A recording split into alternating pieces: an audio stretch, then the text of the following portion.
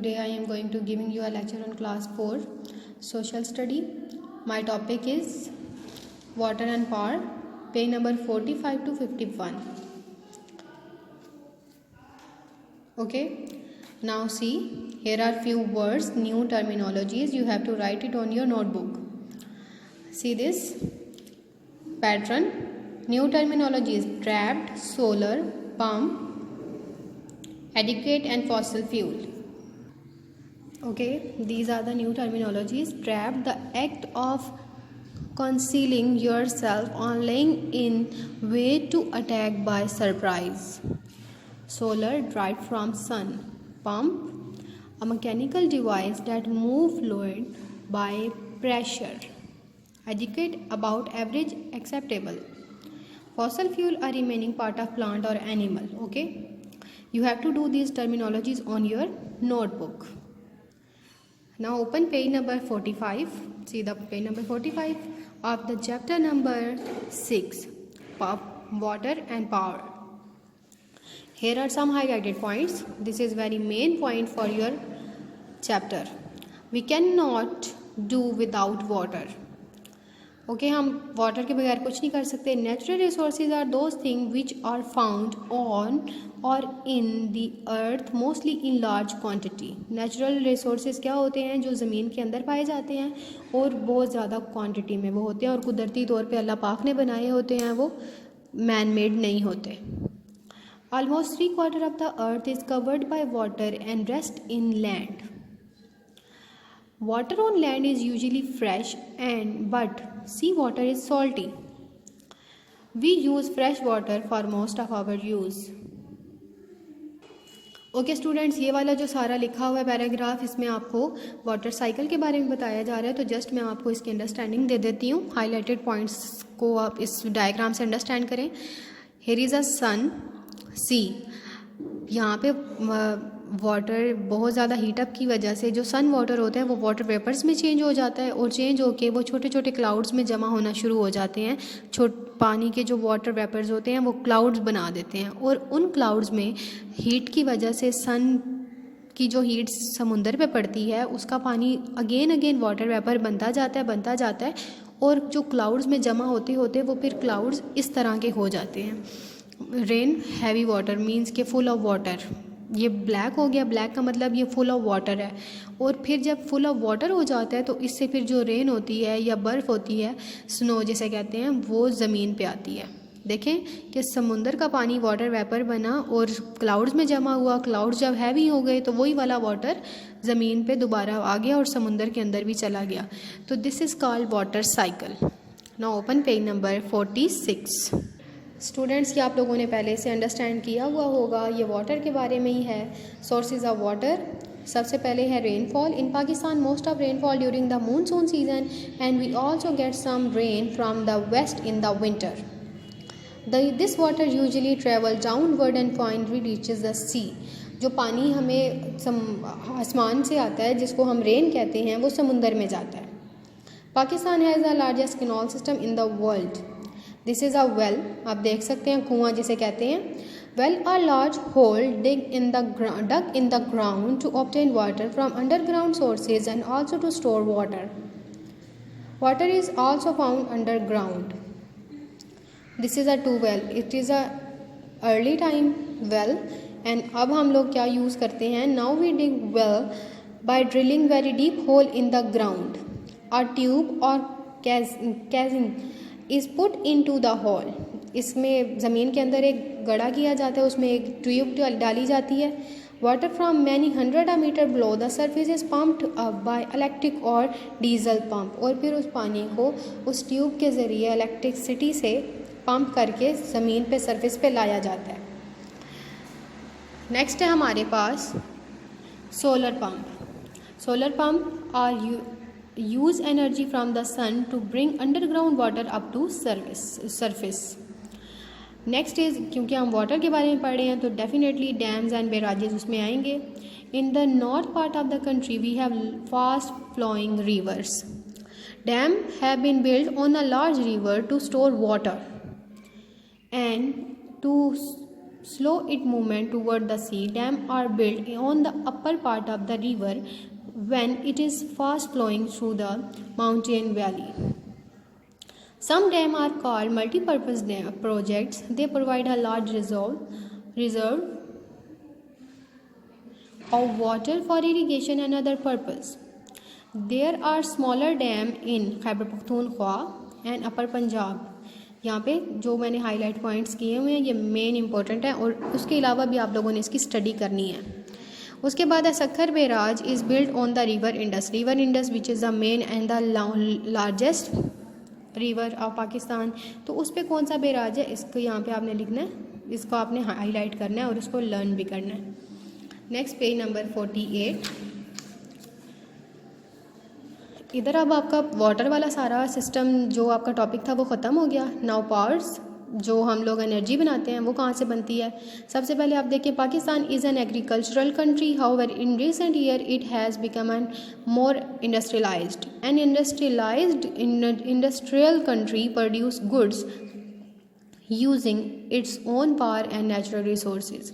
कोई भी country industrialise तब बनती है जब उसके पास अपने ही रिसोर्सेज हों और उनको वो यूज़ करके ज़्यादा से ज़्यादा इंडस्ट्रीज़ लगाए और उसमें न्यू न्यू प्रोडक्ट्स प्रोड्यूस करें. यहाँ पे हमारे पास कुछ मशीन्स हैं. देखें यहाँ पे hydro electricity, hydro mean water. See this students कि ये मैं आपको यहाँ से इस सिस्टम से समझा देती हूँ कि ये रिवर है और ये डैम है. यहाँ से रिवर डैम बनाया जाता है तो जो डैम है उससे जो पानी होता है वो कन्वर्ट करके या स्टोर किया जाता है दूसरी तरफ.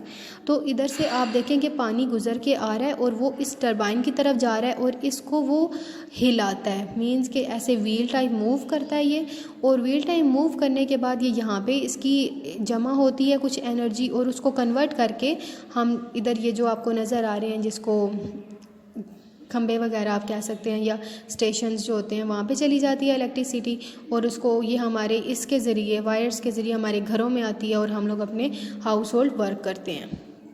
This all process is called hydro electricity. जिससे पानी से जो एनर्जी बनती है उसको हम हाइड्रो इलेक्ट्रिसिटी कहते हैं. नेक्स्ट है हमारे पास फॉसल फ्यूल. फॉसल फ्यूल ये आपने जो मैंने हाईलाइट पॉइंट्स किए हैं इनको आपने हाईलाइट ज़रूर करना है. Fossil fuel are found underground. A fossil fuel is a remain of animal and plant that has been pressed between the rocks for many thousands of years. जो रिमेनिंग पार्ट होता है एनिमल्स का और plants का जो चट्टानों के अंदर दब जाता है, प्रेस हो जाता है, वो फॉसिल फ्यूल बन जाता है. पाकिस्तान में क्या फॉसिल फ्यूल है? The fossil fuel found in Pakistan are mainly gas and coal. Next है हमारे पास कुछ और एनर्जीज़ हैं. Much of the electricity in the country is produce by thermal power plant. ज़्यादातर हमारे पाकिस्तान में जो यूज़ होती है वो थर्मल पावर प्लांट से बनती है. Atomic power, nuclear power station are expensive to build and only a few country in the world have developed this power. और पाकिस्तान में ये कहाँ पे हैं? देखिए कराची में हैं एंड इन चश्मा इन the north. Other form of powers just मैं आपको इनके नाम बता देती हूँ. Solar power, biogas, ethanol. Next हमारे पास आपको पता है सोलर पावर की ये, और उसके बाद ये वाली विंड मिल जिससे हवा के ज़रिए उसको स्टोर किया जाता है और उसके बाद इससे टरबाइन से टर्न होती रहती है जिससे हम जनरेट कर सकते हैं पावर को. बच्चों हमने इन पॉइंट्स को हाईलाइट करना है और इसको रीड आउट भी करना है. उसके बाद हमारे पास है minerals, raw material. Page number 50. Raw material, any matter which is in a natural state or is not man-made is raw material. Minerals, there are metallic minerals such as iron ore, copper, gold and silver. There are non-metallic minerals such as salt, precious stone like diamond, emeralds and rubies. ये आपके सामने नज़र आ रहे हैं आपको. उसके बाद है बच्चों आप लोगों का page number 52. It is a work page. First of all आपने इसको देखना है डायग्राम को और उसके बाद आपने इनको करना है कि डिक्शनरी के कुछ वर्ड्स दिए गए हैं, आपने उसकी आगे डेफिनेशन राइट कर देनी है. इट्स अप टू यू कि आप इसको कैसे डिफ़ाइन करते हैं. उर्दू में नहीं लिखना, इंग्लिश में ही लिखना है. A reservoir, a lake where water is stored. Glacier, a huge mass of ice. Dam, a dam is a wall built to hold water back. Barrages, an artificial barrier across a river. Resources, sometimes that can be used as asset. Canal, a artificial waterway for irrigation. Hydroelectricity, electricity produced by water power. Turbine, a machine driven by flow of water.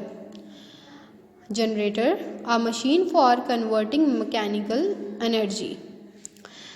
Label the diagram. Sea, water vapor, rain cloud, snow, rain. Okay, this is a water cycle. Now you have to do the question answers. Okay, answer the following question. Write about the sources of fresh water in Pakistan. There are many sources of fresh water in Pakistan like rainfall, well, tube, solar pump and dam barrages. Pakistan has the best canal system of the world. Question number 2, explain the difference between a well and a tube well. हमने ये reading में किया है. Well are large hole dug in the ground to obtain water from the underground source and also to store water. But now we dig well by drilling very deep hole in the ground. ये tube well आप पढ़े हो. A tube is put into the hole where from below the surface is pumped up the electric or diesel pump. और water को हम ऊपर की तरफ खींचते हैं. क्यों? क्योंकि हमें वाटर इरिगेशन के लिए ज़रूरी होता है. Name some of the ways in which water is stored.